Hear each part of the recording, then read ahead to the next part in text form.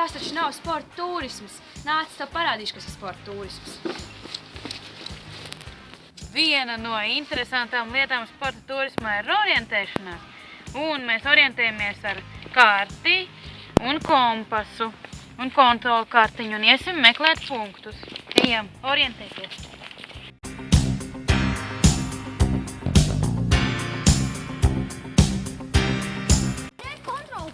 Jū, tiešām!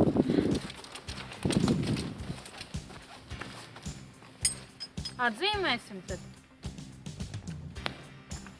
Vai jūs sporta turismā arī sienas mēzgat? Jā.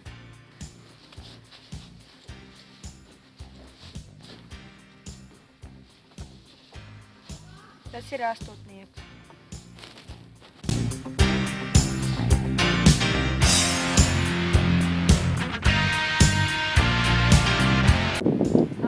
Vēl viena lietām, ko mēs darām, ir mēs kāpjam kokos, parasti pa virvēm, dažreiz bez.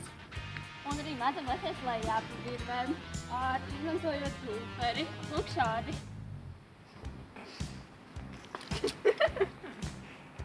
Viena no interesantākajām lietām sporta turismā ir iet pārgājienos. Pārgājienos mēs iepazīstam Latviju dabu un skatāmies visādas interesantas objektus.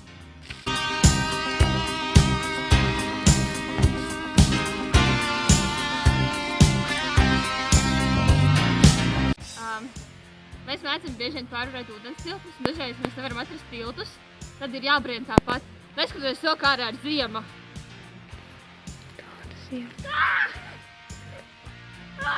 Nē, es nebrienos tālāk.